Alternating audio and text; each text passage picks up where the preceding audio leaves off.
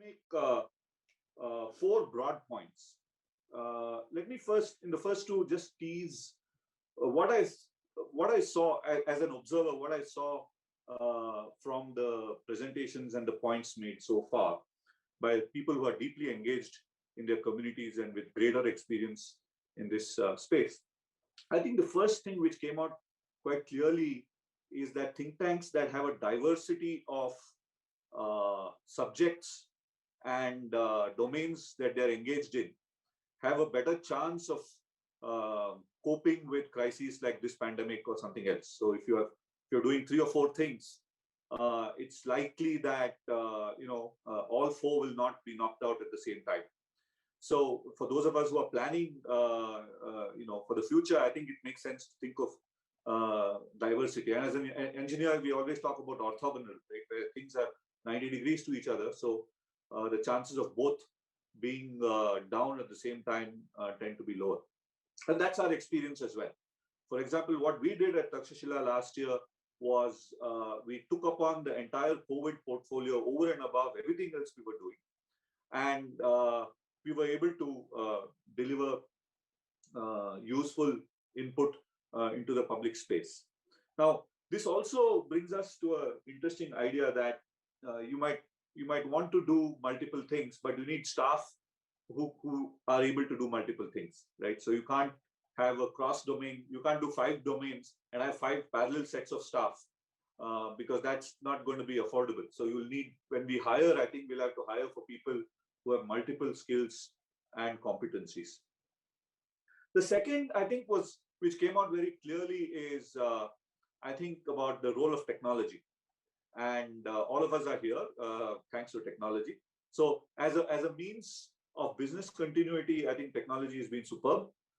Many of us have been on various kinds of learning curves, investment curves, because many of us might not have invested in the kind of technology that we needed for business continuity. But I think overall, most of us in this space have managed to get onto technology.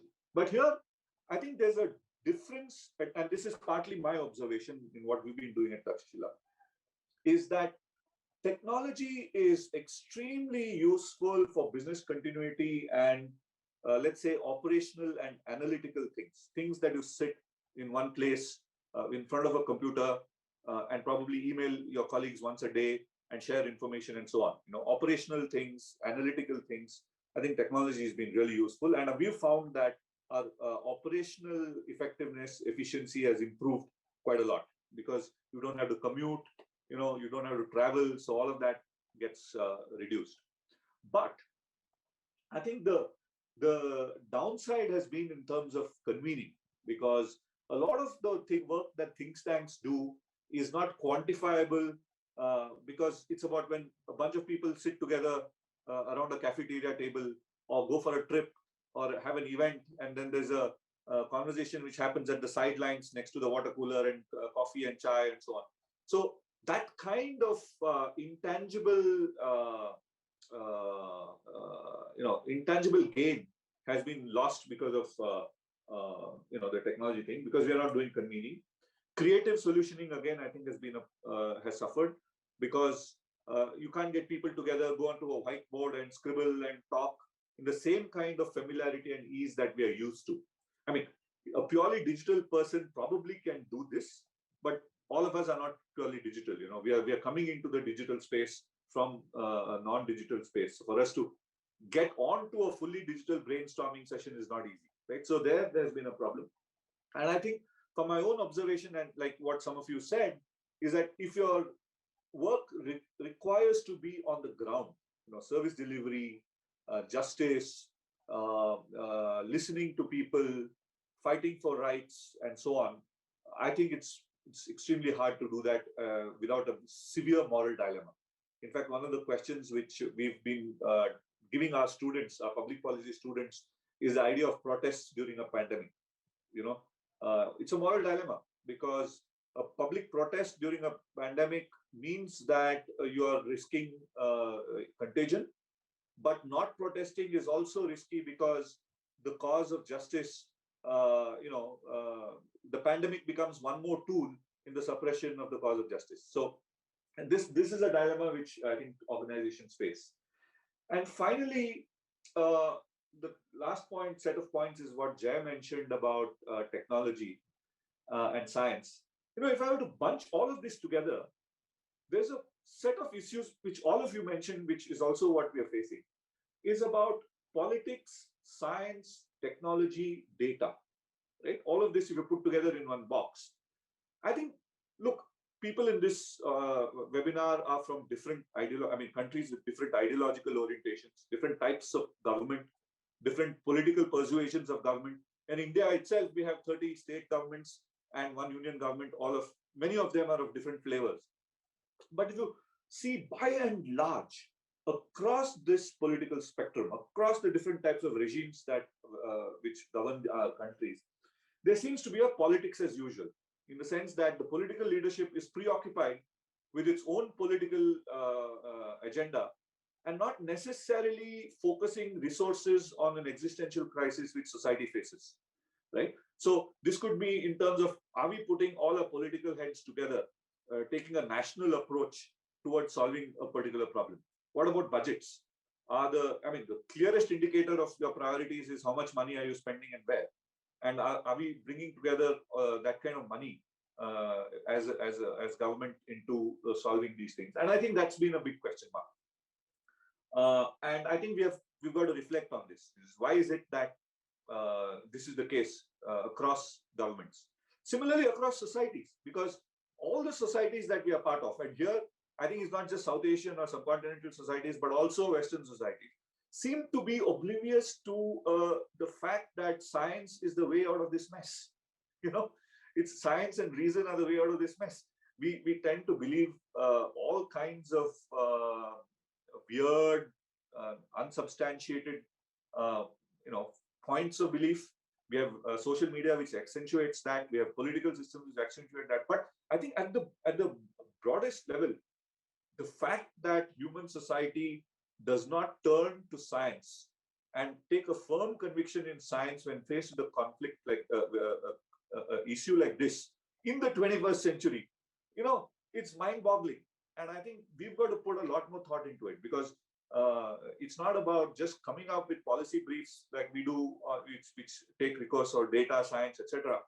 It's about whether this method of making public arguments is acceptable to our societies or not. And if not, then what are the ways we need to persuade? So these would be my comments on what I've observed so far. And I'm left with a deep conviction that the commonalities in many of the ways many of the challenges we are facing is not just restricted to one country or one space alone, but largely it's global in nature. It's just the intensity of that is different in different countries.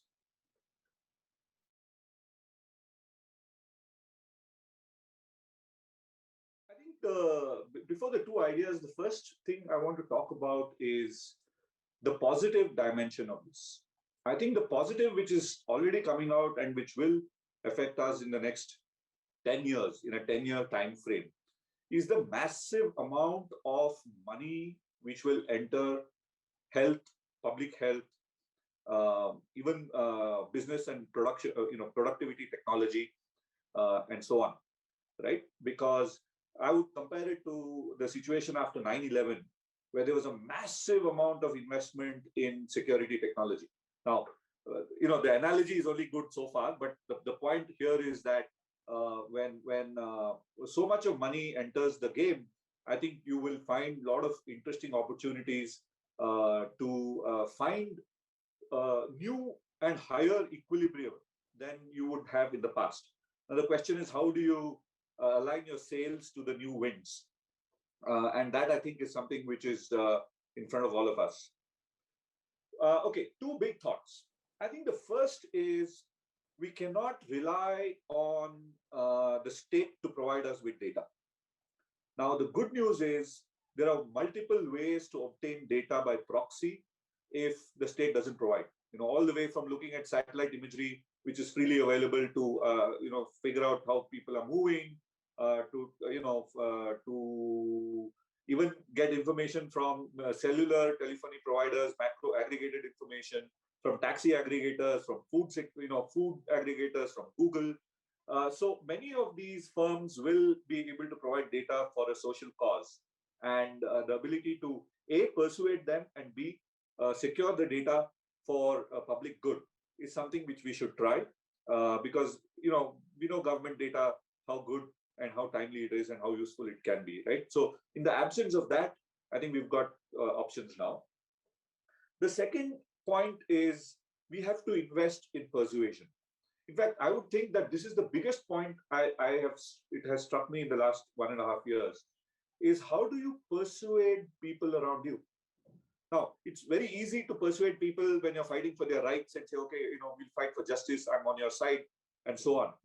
But how do you persuade people to wear masks, how to do social distancing, to take vaccines, and behave in a way that doesn't spread the pandemic, right? We are not asking, it's very different when you say, I'm on your side and I'm fighting for you, and versus going and saying, look, this is the thing you need to do to protect yourself. Then obviously the question comes is, who are you? Who are you to tell me?